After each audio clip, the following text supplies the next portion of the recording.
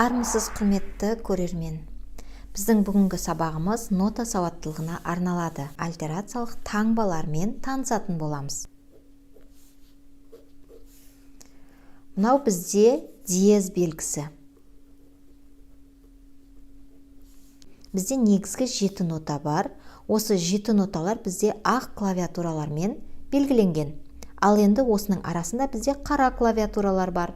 Енді осы қара клавиатуралар бізде осы дыбыстарды жарты тонға көтеруге немесе жарты тонға түсіруге көмектесетін қосымша дыбыстар деуге болады. Егерде диез белгісі нотаның алдында орналасса, сол нотаны жарты тонға жоғары көтеру дегенді білдіреді.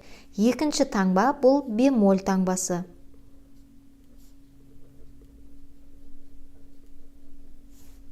Бемоль таңбасы бұлай белгіленеді. Бізде диез дыбысты жарты тонға көтерсе, бемоль керісінше дыбысты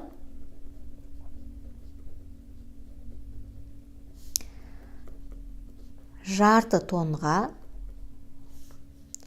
төмендетеді.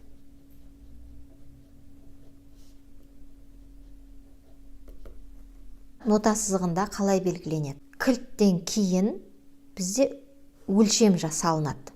2-де 4, 3-де 4, 4-де 4 деген секілді. Диез белгісі тұрса, онда осы 5-ші сызықта орналасатын нота бізде фа нотасы.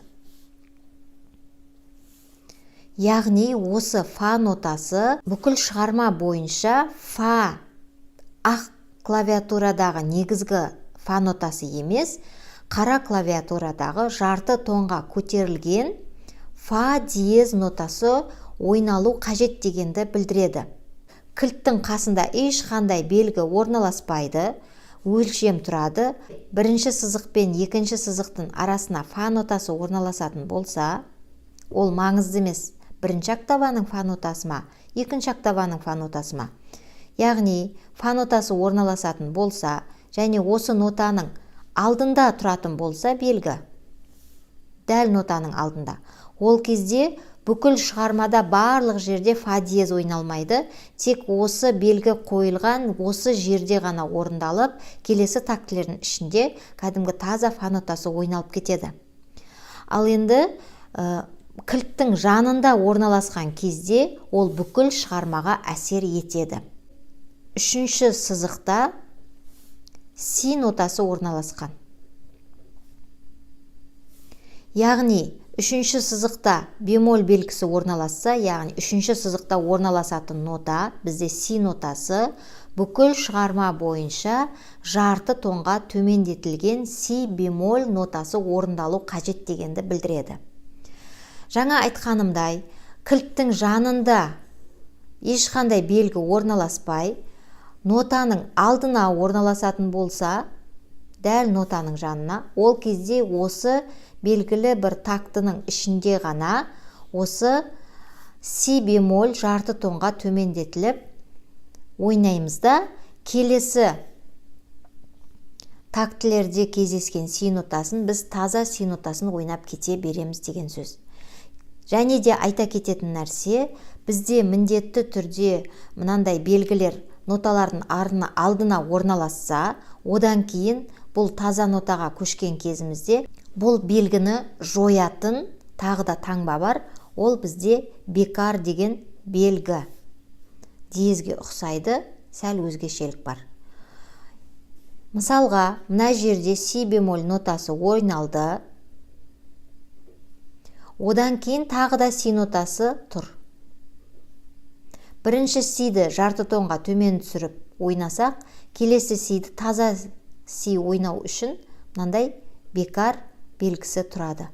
Яғни егер мына белгіден кейін бекар белгісі тұратын болса, онда мынау бізде таза ақ клавиатурадағы негізгі си нотасын ойнау керек дегенді білдіреді.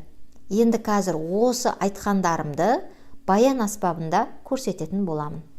Мынау бізде 7 нота орналасқан ақ клавиатуралар. Яғни ақ клавиатуралардың бәрі бізде негізгі 7 нотаны білдіреді. Ал қара клавиатуралар бізде жарты тонға көтеруді немесе жарты тонға түсіруді білдіріп тұрады. Фа нотасының алдында диез белгісі тұрса, бізде мынау фа нотасы болатын болса, біз жарты тонға көтерген кезде мынау қара диез нотасын басамыз. Фа, мынау негізгі дыбыс. Міне, дыбыс.